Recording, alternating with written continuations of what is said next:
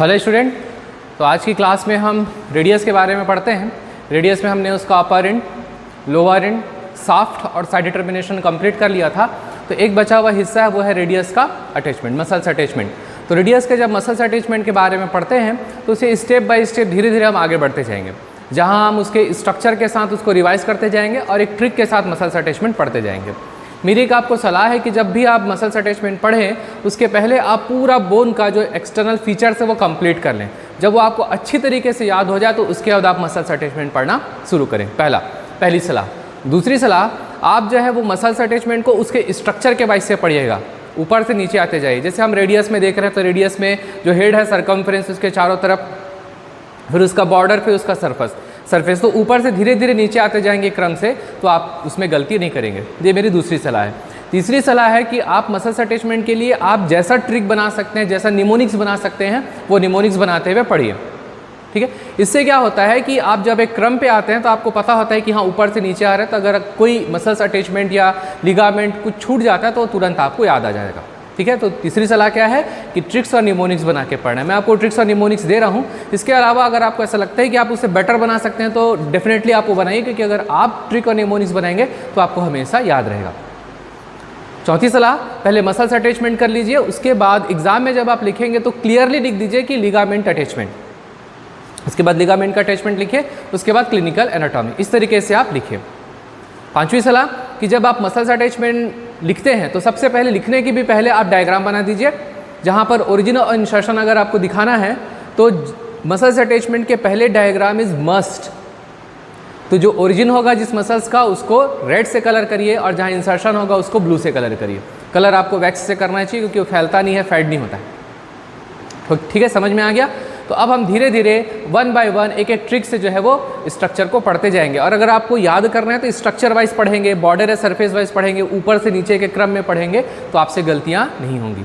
चलिए नया शुरू करते हैं हम, इसको हम स्लाइड से पढ़ते हैं। वो है आपका attachment of the radius. Okay, चलिए शुरू करते हैं। Attachment of the radius. Hello student, तो हमने रेडियस के बारे में पढ़ना शुरू किया था। तो चलिए मसल्स अटैचमेंट को इस पीपीटी के मेथड से पढ़ते हैं। तो पहले 3 मसल्स है, तीनों मसल्स के ट्रिक बना लेते हैं हम। BSP, B for biceps brachii, S for supinator and P for pronator teres. तो B बाइसेप्स ब्रेकाई, आपने पढ़ा था कि biceps brachii has 2 head, long head and short head. Long head arises from the supraglenoid tubercle of the scapula, while the short head arises from the lateral part of the tip of the coracoid process of the scapula। तो biceps brachii के 2 head होते हैं। ये दोनों head insert होते हैं कहाँ? Radial tuberosity के रफ पोस्टीरियर पार्ट पर इंसर्ट हो जाते हैं। आपने देखा था कि रेडियल ट्यूब्रोसिटी नेक के नीचे मीडियली सिचुएटेड है। रेडियस में पाई जाने वाली tuberosity that is the radial tuberosity. इस रेडियल ट्यूब्रोसिटी के पोस्टीरियर पार्ट में आपका बाइसेप्स ब्रेकाई इंसर्ट होता है, जबकि इसका जो एंटीरियर पार्ट है वो स्मूथ होता है और इस एंटीरियर पार्ट को कवर करती है बर्सा। बर्सा क्या है? Bursa is a fluid filled sac. ये क्या काम करती है?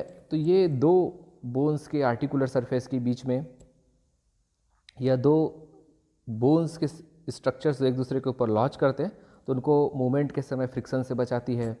शॉक एब्जर्वर या कुशन के जैसा काम करता है। तो पहला हो गया biceps brachii. As for supinator, radius का लेटरल सरफेस अपर पार्ट, यहाँ पर इंसर्ट होगी एक मसल जो है सुपिनेटर। ये आपके अल्ना के सुपिनेटर क्रस्ट से अराइज होगी और इंसर्ट होती है रेडियस के लेटरल सरफेस के अपर पार्ट में। उसी लेटरल सरफेस के मिडिल पार्ट में इंसर्ट होती है प्रोनेटर टेरस। तो देखिए lateral surface upper part supinator, फिर मिडिल पार्ट में प्रोनेटर टेरस। तो ये हो गया BSP, B for biceps brachii, जो रेडियल ट्यूब्रोसिटी के पोस्टीरियर रफ पार्ट में इंसर्ट हो रहा है। सुपिनेटर जो लेटरल सरफेस के अपर पार्ट में इंसर्ट हो रहा है, जबकि प्रोनेटर टेरस जो लेटरल सरफेस के मिडिल पार्ट में इंसर्ट हो रहा है। तो तीनों का इंसर्शन है, ऐसे याद रखिएगा। BSP यहाँ पर देखिए, आप देख सकते हैं बाइसेप्स ब्रेकाई का इंसर्शन, फिर सुपिनेटर का इंसर्शन, फिर प्रोनेटर टेरस का इंसर्शन, लाइन से है एक। फिर आते हैं 4th और 5th में, जिसे मैं कहूँगा BSP में रहता है मेरा ब्रो, जो सुपर है। ब्रो और सुपर ऐसे याद रखेंगे। तो bro for ब्रेकियोरेडियलिस, super for superficialis, तो फ्लेक्सर डिजिटोरम सुपरफिशियलिस 2 इसमें है। ब्रेकियोरेडियलिस कहाँ है? लेटरल सरफेस के लोएस्ट पार्ट में just above the styloid process. यहाँ पर देखिए ब्रेकियोरेडियलिस आप देख सकते हैं सबसे नीचे लेटरल सरफेस के लोएस्ट पार्ट में just above the styloid process. तो हमने लेटरल सरफेस का अपर पार्ट देखा, फिर मिडिल पार्ट देखा, फिर लोअर पार्ट देखा। तो ये हो गया लेटरल सरफेस के अपर पार्ट में, फिर मिडिल पार्ट में, फिर लोअर पार्ट में। लेटरल सरफेस के अपर पार्ट में आएगा सुपिनेटर, मिडिल पार्ट में आएगा प्रोनेटर टेरस और लोअर पार्ट में आएगा brachioradialis. Brachioradialis inserted into the lowest part of the lateral surface just above the styloid process. आप डायग्राम से भी देख सकते हैं कि जो ब्रेकियोरेडियलिस है सबसे नीचे देखिए ब्लू कलर इंसर्शन को शो कर रहा है, वहाँ ब्रेकियोरेडियलिस जो है वो इंसर्ट हो रहा है लेटरल सरफेस के लोएस्ट पार्ट में just above the styloid process, जिसे हम कहते हैं सुपर। तो फ्लेक्सर डिजिटोरम सुपरफिशियलिस। फ्लेक्सर क्यों? क्योंकि फ्लेक्सर सरफेस में मसल्स है, डिजिटोरम क्यों डिजिट को जाती है, और क्योंकि सुपरफिशियल है इसलिए सुपरफिशियलिस कहलाए। अब यहाँ से हो गया इसका ओरिजिन। ये कहाँ से ओरिजिन हो रहा है? Anterior oblique line. देखिए यहाँ पर फ्लेक्सर डिजिटोरम सुपरफिशियलिस, ये हमने इंसर्शन एक सिरे से कंप्लीट किया। अब हम ओरिजिन के बारे में आते हैं। फ्लेक्सर डिजिटोरम सुपरफिशियलिस मिला आपको, जहाँ रेडियल हेड दिखा रहा है। Flexor digitorum superficialis arises from the anterior oblique line. हमने पढ़ा था कि एंटीरियर बॉर्डर का जो अपर पार्ट है वहाँ एक ऑब्लिक लाइन दिखाई देती है जिसे एंटीरियर ऑब्लिक लाइन कहते हैं। तो इसी एंटीरियर ऑब्लिक लाइन से अराइज होती है फ्लेक्सर डिजिटोरम सुपरफिशियलिस। तो बीएसपी में रहता है मेरा ब्रो जो सुपर है, लेकिन हम उसे क्या कहते हैं? उसे हम कहते हैं पीपी। एक पी फॉर हो जाएगा पॉलिसिस लॉन्गस, फिर नेक्स्ट पी फॉर हो जाएगा pronator quadratus. Flexor pollicis longus and pronator quadratus. तो फ्लेक्सर पॉलिसिस लॉन्गस के बारे में हम देखते हैं कि जो आपको दिख रहा है flexor pollicis longus lower 2/3 flexor pollicis जो लॉन्गस है वो अपर 2/3 ऑफ एंटीरियर सरफेस। यहाँ पर देखिए एंटीरियर सरफेस के अपर 2/3 से अराइज हो रही है आपकी flexor pollicis longus. Flexor pollicis longus आपका upper 2/3 of the anterior surface, यहाँ से अराइज हो रहा है फ्लेक्सर पॉलिसिस लॉन्गस। तो P for pollicis longus.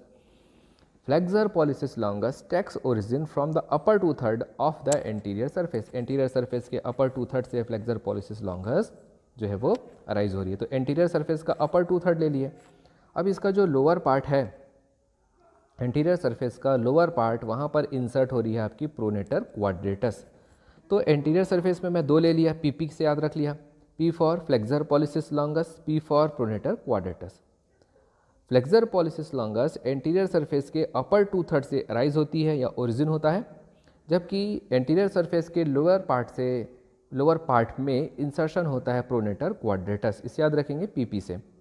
Flexor pollicis longus takes origin from the upper 2/3 of anterior surface.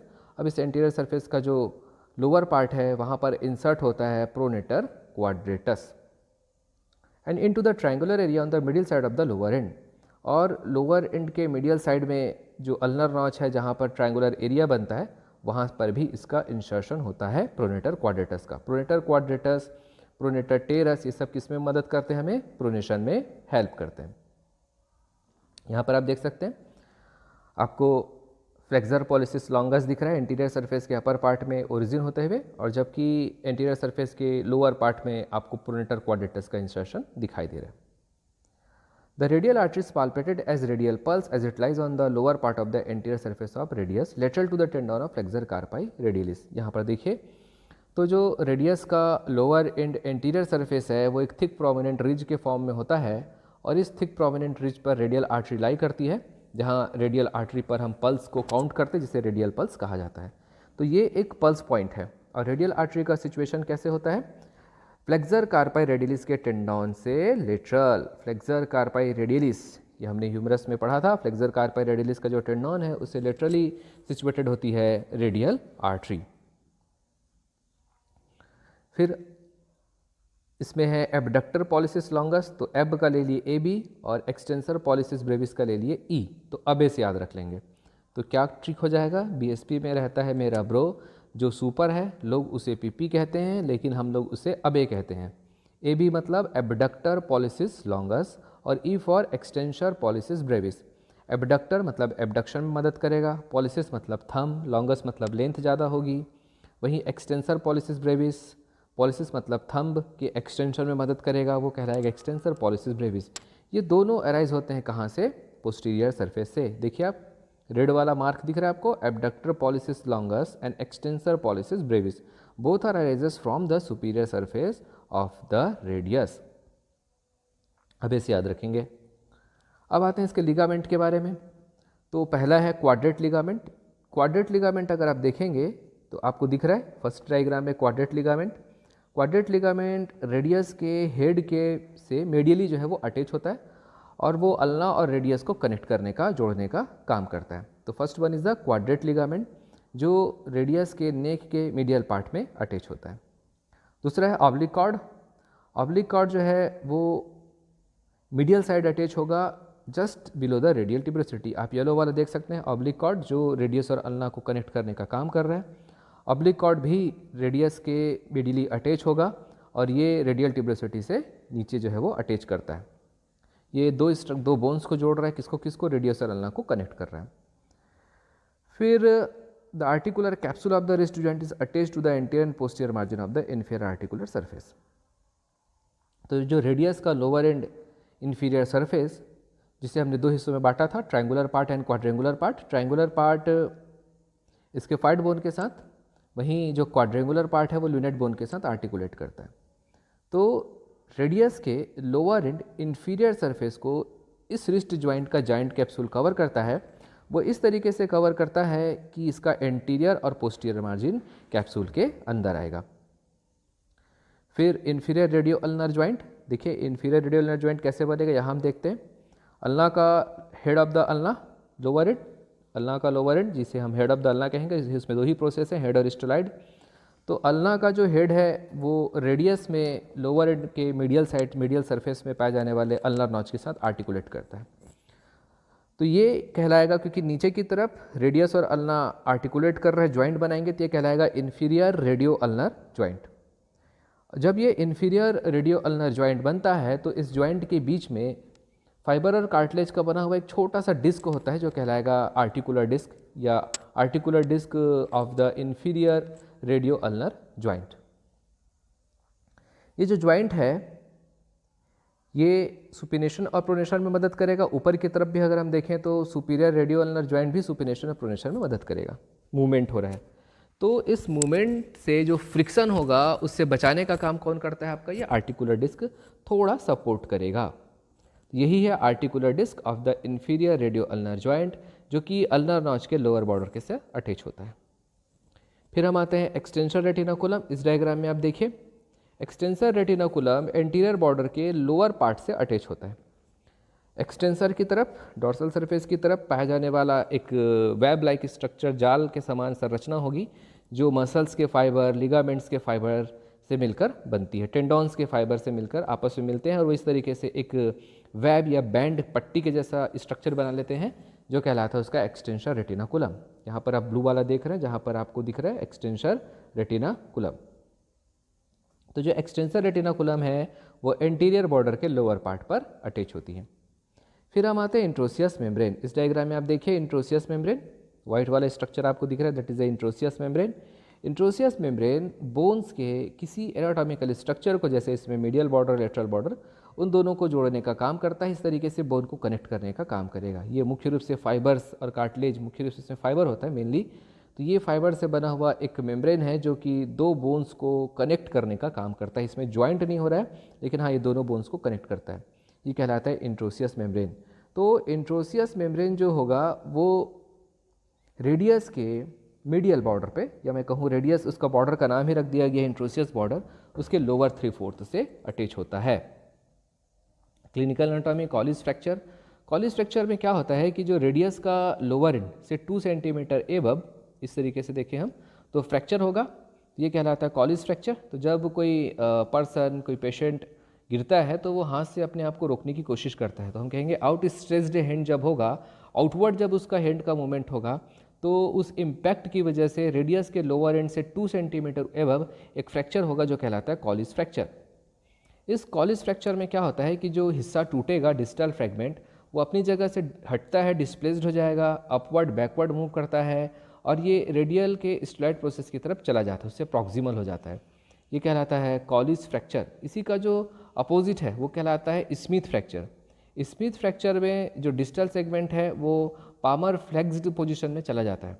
ठीक है, इस डायग्राम से आप समझ सकते हैं। अगर आउटवर्ड होकर फ्रैक्चर होगा तो कॉलिस फ्रैक्चर, और इनवर्ड होकर फ्रैक्चर होगा तो स्मिथ फ्रैक्चर।